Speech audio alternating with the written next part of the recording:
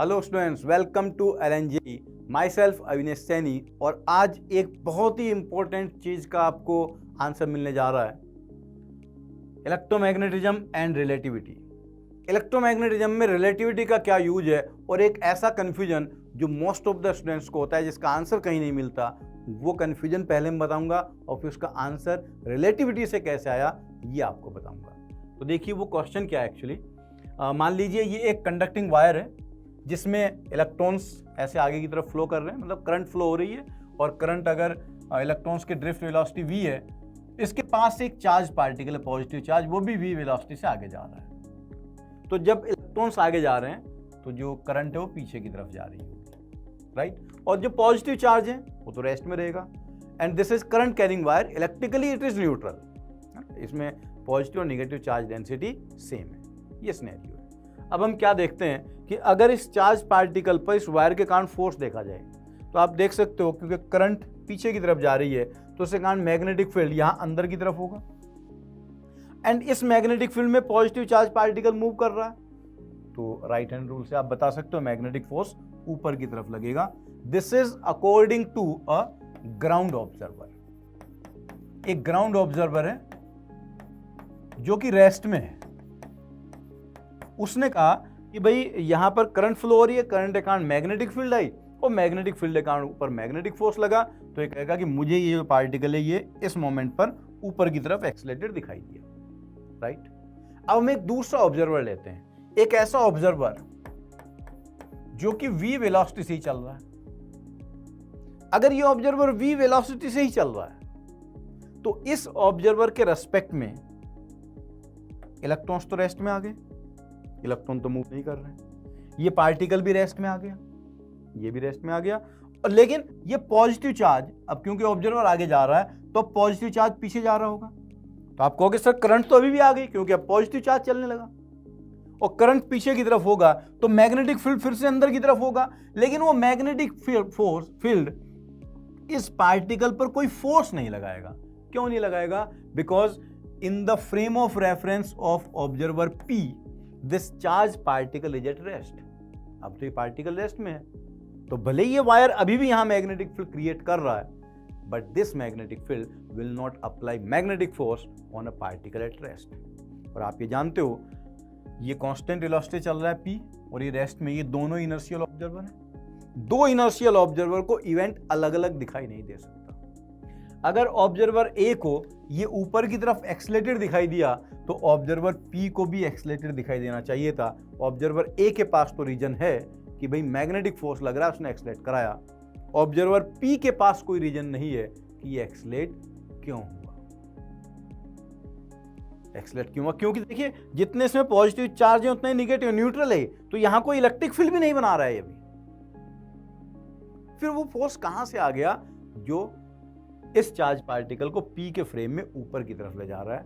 In fact जो हमने ये रिलेटिव मोशन लगाया है, this is called Galilean transformation. इस गैलीलियन ट्रांसफॉर्मेशन में क्लासिकल मैकेनिक्स में, न्यूटोनियन मैकेनिक्स के अकॉर्डिंग आप जाएंगे तो इसका कोई आंसर नहीं है, ये कंफ्यूजन ही है। उसी का आंसर अब आगे आपको मिलेगा। यू नो गैलीलियन ट्रांसफॉर्मेशन की, ये एक फ्रेम रेस्ट में है और ये फ्रेम v स्पीड से चल रहा है। तो अगर इस फ्रेम में किसी पॉइंट का कोऑर्डिनेट x है, यहां से वो x डिस्टेंस पर है, तो ये डिस्टेंस हो गया vt, तो सेकंड वाले फ्रेम में जो x डैश होगा वो x माइनस vt होगा। This is called relative motion, जो आपने मैकेनिक्स में पढ़ा है। इसी को गैलीलियन ट्रांसफॉर्मेशन भी कहते हैं। y और z कोऑर्डिनेट दोनों फ्रेम में सेम होंगे। आप उसका उल्टा भी लिख सकते हो।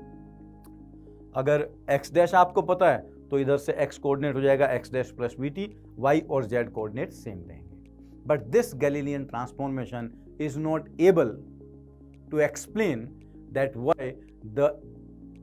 why we cannot explain the same event from two inertial frame of reference। उनसे रिजल्ट सेम क्यों नहीं मिल रहा है?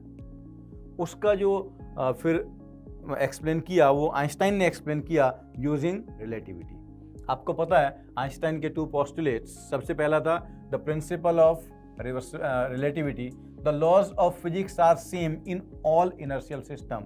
आइंस्टाइन ने ये कहा था कि जो फिजिक्स के लॉ हैं वो सब इनर्शियल सिस्टम में सेम होने चाहिए। जो कि अभी आपने वायर में वायलेट होते देखा। ऐसा नहीं होना चाहिए था।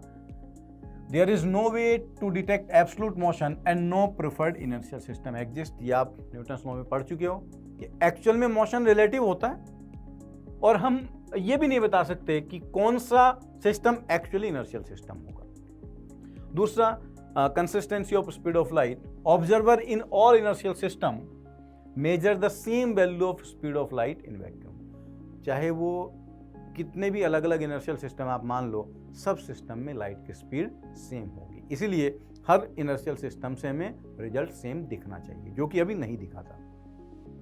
और यही पॉइंट आइंस्टाइन ने ये खुद कहा, ये आइंस्टाइन की कही हुई बात है जो मैंने लिखी है। What led me more or less directly to special theory of relativity was the conviction that electromagnetic force acting on a body in motion in a magnetic field was nothing else but an electric field। मतलब जो Maxwell equation थी, Maxwell equation of electromagnetic wave, Einstein was very much convinced कि जो Maxwell ने कहा है वो हर inertial frame में सही होना चाहिए। और तभी इन्होंने कहा कि जो एक फ्रेम से आपको मैग्नेटिक फील्ड दिख रहा है, हो सकता है वो दूसरे फ्रेम से आपको इलेक्ट्रिक फील्ड दिखाई दे। And he was very much convinced about this fact कि जो थ्योरी आपको वायर में फेल होती दिख रही है, क्योंकि आप न्यूटोनियन फिजिक्स लगा रहे हैं, वो एक्चुअल में फेल नहीं होनी चाहिए थी। हमारे एक्सप्लेन करने में या हमारे समझने में कोई गलती है, वो बात बिल्कुल सही है। ए के अकॉर्डिंग भी एक्सलेशन आना चाहिए, पी के अकॉर्डिंग भी एक्सलेटेड है। पी एक्सप्लेन नहीं कर पा रहा, वो एक्सप्लेनेशन हमें ढूंढनी थी और वो इन्होंने बताई यूजिंग लॉरेंज ट्रांसफॉर्मेशन। वो एक्सप्लेन कैसे किया गया, अब देखो। जो ऑब्जर्वर है, पहले दोनों v स्पीड से चले थे, हमने ऐसा ऑब्जर्वर कंसिडर किया जो ऑब्जर्वर खुद v वेलोसिटी जा रहा है, तो उसके रेस्पेक्ट में चार्ज Q0 भी रेस्ट में आ गया, उसके रेस्पेक्ट में निगेटिव चार्ज भी रेस्ट में आ गया, लेकिन उसके रेस्पेक्ट में पॉजिटिव चार्ज पीछे की तरफ चल रहा है। और आइंस्टाइन रिलेटिव थ्योरी का एक और इंपॉर्टेंट पॉइंट है जिसको हम कहते हैं लेंथ कॉन्ट्रैक्शन। जैसे प्लेन ऊपर उड़ता है, वो बहुत तेज स्पीड से उड़ रहा है, लेकिन यहां से अर्थ से आपको उतना बड़ा दिखाई नहीं देता जितना एक्चुअल में होता है, तो उसका लेंथ कॉन्ट्रैक्ट हो गया। So for this positive charge length contraction takes place. Length contraction takes place means कि अब जो पॉजिटिव चार्ज की डेंसिटी है वो नेगेटिव चार्ज से ज्यादा हो गई है इस फ्रेम में। The density of positive charge is more than the density of negative charge, hence this wire is no more neutral now. अब ये न्यूट्रल नहीं रहा और इस पॉजिटिव चार्ज की एक इलेक्ट्रिक फील्ड होगी जो कि बाहर की तरफ होगी, जिसके कारण एक इलेक्ट्रिक फोर्स लगेगा इस पर बाहर की तरफ QE, और उसके कारण ये एक्सलेट होगा। सो P ऑब्जर्वर कहेगा that this wire is creating electric field which is applying force away from the wire and that is producing acceleration। और जो ऑब्जर्वर रेस्ट में था उसने क्या कहा था कि ये मैग्नेटिक फील्ड प्रोड्यूस कर रहा है जिसके कारण इस पर ऊपर मैग्नेटिक फोर्स लगा and that is creating acceleration। so both are seeing acceleration। दोनों का एक्सेलेरेशन दिखाई दे रहा है, दोनों के पास एक्सप्लेनेशन भी है। और आइंस्टाइन ने कहा भी था कि एक फ्रेम से जो चीज आपको मैग्नेटिक फील्ड लग रही है वो किसी दूसरे फ्रेम से क्या हो सकती है, electric field. And this is called electromagnetic field. जैसा कि आइंस्टाइन ने पहले बताया था, मैंने अभी आपको वो लैंग्वेज दिखाई थी। What led me more or less directly to the special theory of relativity। Maxwell ने जो थ्योरी बताई थी उसके बारे में वो बहुत ज़्यादा कन्विंस थे और उस थ्योरी ने भी उनको उस थ्योरी के कारण ही वो थोड़ा मोटिवेट हुए और वहीं से स्पेशल थ्योरी ऑफ रिलेटिविटी आया, वो लेंथ कॉन्ट्रैक्शन वाला कंसेप्ट आया, क्योंकि तभी वो इवेंट एक्सप्लेन हो पाया कि जो चार्ज पार्टिकल है वो ऊपर की तरफ क्यों जा रहा है। एक फ्रेम में मैग्नेटिक फील्ड के कारण तो दूसरे फ्रेम में इलेक्ट्रिक फील्ड के कारण। इलेक्ट्रिक फील्ड कैसे आई, इस पॉइंट को एक बार और सुन लो। जो ऑब्जर्वर v वेलोसिटी से आगे जा रहा है उसके कारण चार्ज पार्टिकल भी रुक गया, इलेक्ट्रॉन भी रुक गए, लेकिन प्रोटॉन पीछे की तरफ आ रहे हैं, पॉजिटिव चार्ज पीछे आ रहा है। तो positive charge is moving and the charge density of positive charge has increased because of length contraction। Length contraction के कारण hence the wire is no more neutral। इसके कारण वो पॉजिटिव चार्ज उस पॉजिटिव चार्ज को रिपेल कर रहा है। ये बड़ा कंफ्यूजिंग पॉइंट होता है, बहुत सारे बच्चे नहीं पकड़ पाते हैं कि एक फ्रेम से तो मैग्नेटिक फोर्स दिख रहा है, दूसरे फ्रेम में मैग्नेटिक फोर्स नहीं, तो फिर कौन आगे ले जा रहा है। आई होप कि अब ये पॉइंट आपके लिए हमेशा हमेशा के लिए क्लियर हो गया होगा, और अब आप अपने फ्रेंड्स पर भी स्टाइल मार सकते हैं कि देखो बताओ इसका क्या आंसर है, मैं जानता हूँ। Okay, thank you very much.